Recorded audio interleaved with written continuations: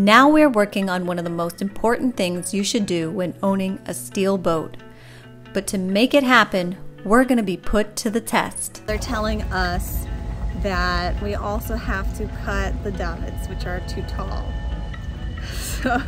This is Luke, and I'm Lori, and we got an old sailboat to fix up so we could learn a little bit more about our future home.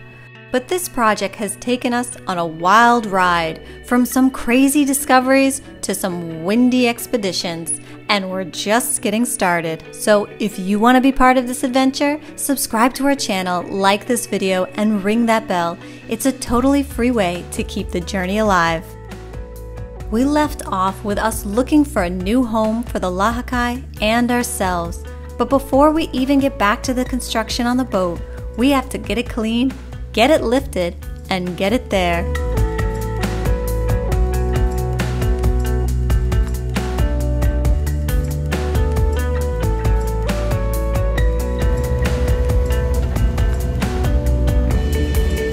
On the outskirts of town, we have decided on one of the two companies available for sandblasting. This is one of the main reasons we moved to this location, because we wanted to sandblast our boat. And in Brazil, there are environmental laws that make it illegal in most circumstances, minus selected companies that have permits. Sandblasting, or properly called abrasive blasting, is the technique we will use to clean and decontaminate the interior of our boat. But we will have to get into the hows and whys of that later on. For now, our goal is to figure out, how do you get a boat 27 kilometers inland, passing through a busy city?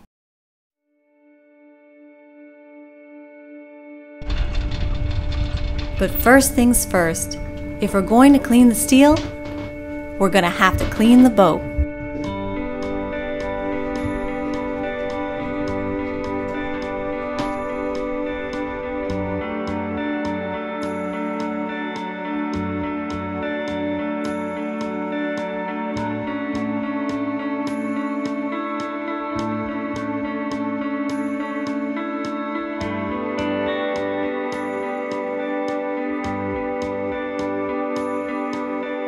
We moved our whole lives here, packing it up into boxes and bags and sailing it here in this empty hull. We had boat parts and batteries, tools and personal items, all things that we've accumulated over the years. And it all had to be put somewhere until we could move back into the boat officially, and hopefully in a much more organized fashion.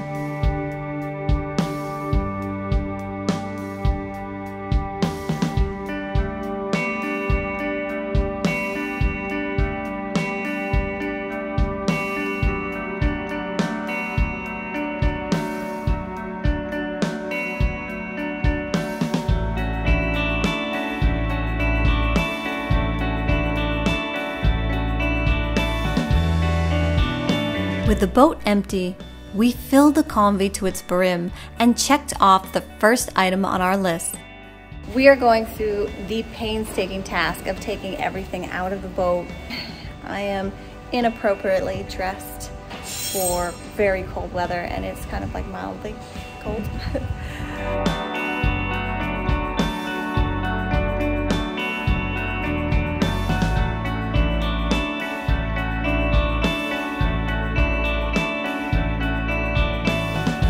We only expected things to be in the boat 2 weeks, and as you know, they stayed about a month.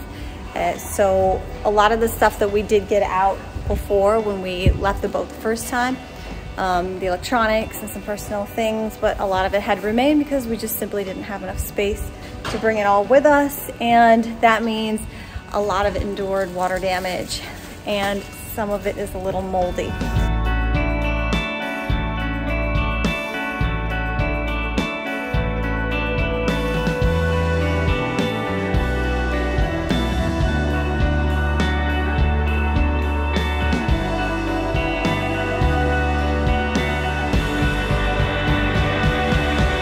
So we're taking everything out right now, and we're separating to see where everything goes.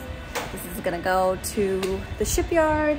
This is going to be saved for later because this is obviously towards the end of our project when we actually install electronics and stuff, which is quite a bit of time from now. We have our personal items, and MP and Ben have lent us their Convi, which is so amazing, full of adventure, really fun, but it's carried almost everything from the boat to here, and then we're gonna bring it always to the storage unit as well. So a lot to separate, a lot to see. We've been trying to cycle out each time we move things that we need and we don't need, which is really difficult because you know, as somebody who wants to be a minimalist and seems to be failing epically every turn, I get her, he gets, you know, like, oh, we like sports, and then we have lots of sports equipment, and oh, we like this kitchen things, and these should keep them. So minimalism is still a work in progress, and each time we're kind of trying to have less, and so, I mean, think about it. Everything's got to fit inside of a 34-foot boat. I think we're doing a really good job so far, and hopefully we can finish up today and keep it moving.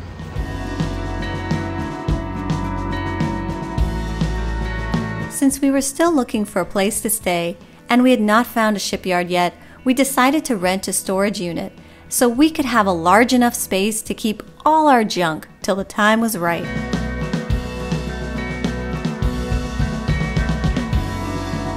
There are also a lot of major things to organize at the same time to make this happen, like finding a cradle for the boat so it could be moved on land. After a long search, we found a contact of someone selling a cradle that was in good condition and would fit our boat. It was wood, so it would be easy to modify if needed, and it had wheels and they were in excellent shape, which was a hard thing to find. It was perfect. The catch? It was located so far away we wouldn't be able to see it in person. We would have to send a truck to get it and hope that it was in the same condition it looked like in the photos when it arrived.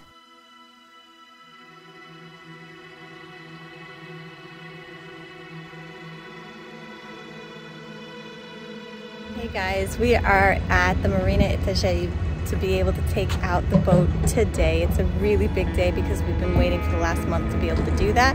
So we're gonna prepare the boat, and that involves taking off the boom, the genoa, and organizing all the cables because the mast is going down. So we're gonna take everything off to be able to lift the boat. We even have to fix our little dinghy because it's filled with water right now, because everything's got to go. We're moving her to the sandblaster, and we hope everything goes well, because right now we're paying by the hour. So we have the first 2 hours, and then after that is hourly for the truck. So let's see how it works. We hope it goes really smoothly. We needed to prepare to unstep our mast, so we started by removing all of the lines, including the topping lip, so we could remove the boom.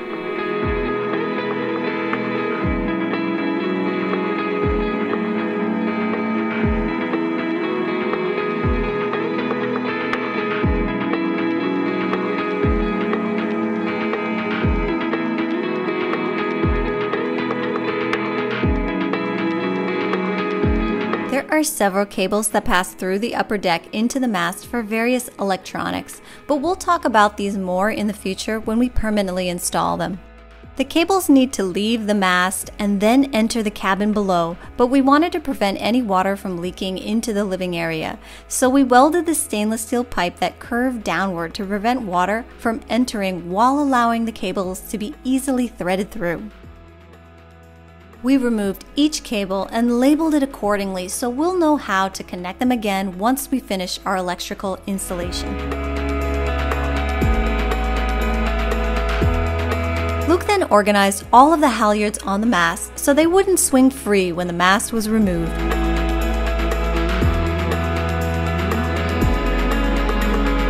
Then we removed the genoa. This was easier said than done, since it was the original furling system and the parts were quite old. The track cards holding the sail were made up of a cheap plastic and kept getting hung up on the track mends. We had to pull up and down each time to get each car all the way down the track. Overall, it worked and even functioned well while sailing, but the quality left much to desire. And just as we finish up the preparations, our boat cradle finally arrived, and we saw it for the first time. The cradle was so large its wheels stuck out over the side of the truck bed. The steering pole was bent with the weight of the wood bearing down on it, and the front wheels got hung up on the bed, preventing it from ever being removed from its resting place.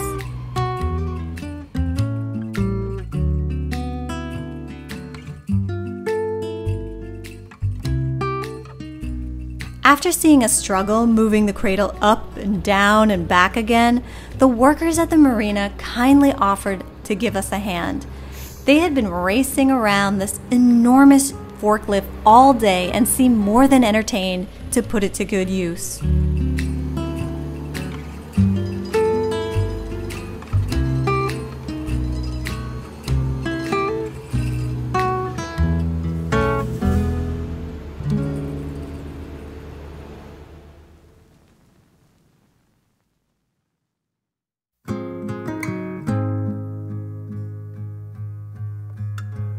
Everything finally fell into place. The boat was cleaned and prepped, the cradle ready and waiting, and the marine crew arrived to escort us to the travel lift. We were ready to lift the Lahakai.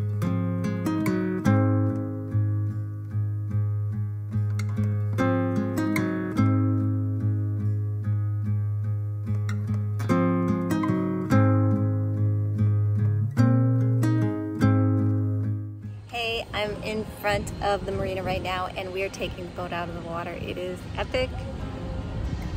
I'm very excited. This shouldn't be exciting. After all, this is the 5th time we've lifted this boat since we started this wild journey. But still, there's something rather unnatural about a boat being out of water that you never get used to. It belongs in the water, where it's weightless and free, unburdened by the heaviness of gravity and the reality of its own weight. In the water, it's sturdy and safe. While floating through the air, it's fragile and awkward. And her destination is a cradle that she's never sat in before. Though it looks strong, we had no idea if it would withstand our hefty little home. We could only wait and see. With much relief, she fit nicely. We added an insert of wood to support the moonshine and didn't need to make any further modifications. We were more than happy we had found the perfect support, knowing that this is where she will be resting for the next several months.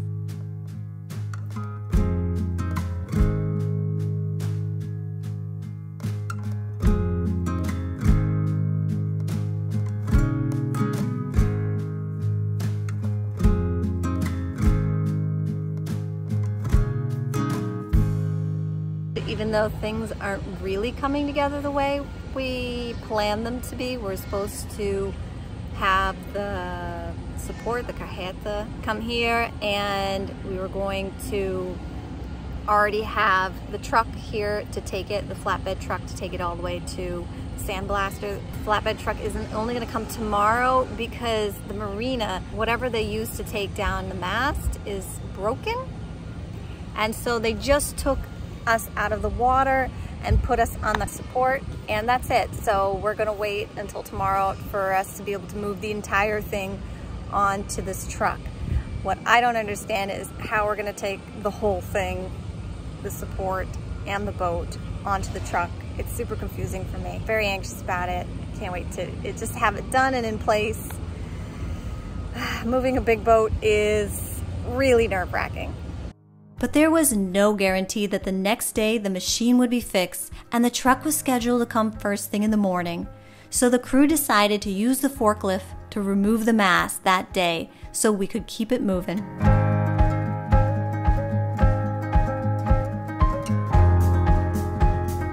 Luke then started to carefully loosen up the tension on each one of the turnbuckles for the stays in the shrouds while they were putting the forklift into place.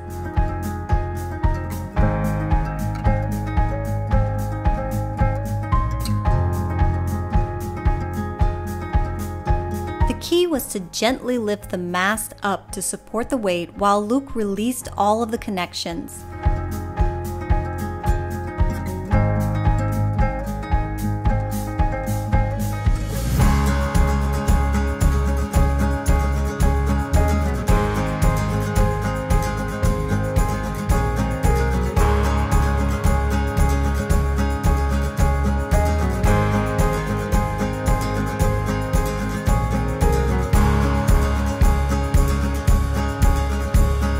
nervously watched the mast float up and over, wondering that if it tipped back, would it fall to the ground since it was just being held by a small rope at the end of the prong of the forklift.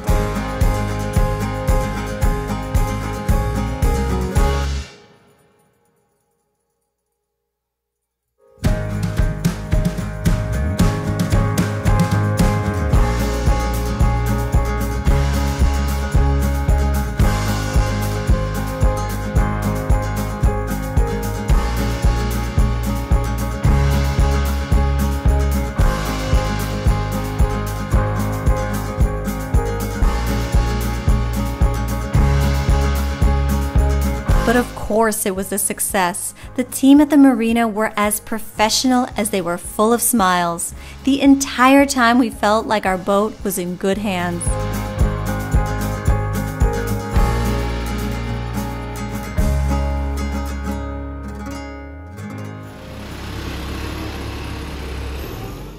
Hey guys, we lift the boat and we put the mast down and everything's okay.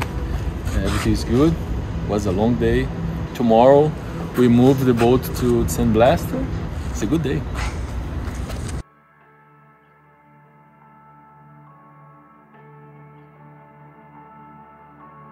But just as the weather changed from one day to the next, so did our luck. We arrived early in the morning to move the Lahakai, but were faced with our next big challenge.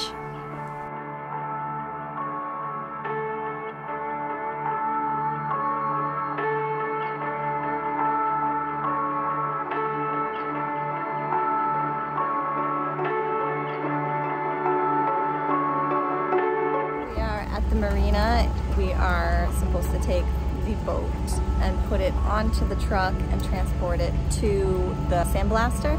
Just before we arrived here, as you can see, it's a very miserable rainy day, so we already knew that it was going to be a tough day. But before we even arrived here, we got a call from the truck. They said they saw the boat and they said that there's no way that they can move the boat. It is way too tall. We only found out the height of the cradle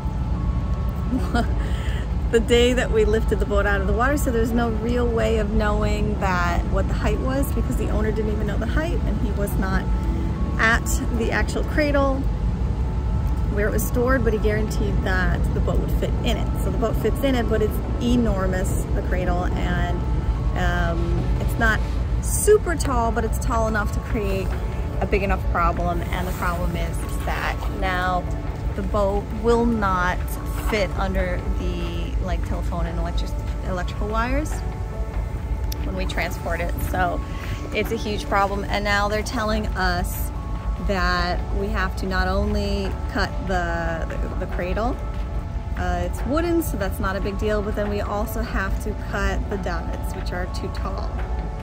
So generally we're feeling like the weather, just trying to roll with the punches, I guess. It's okay. It is what it is, huh? Okay, no problem. We fix this.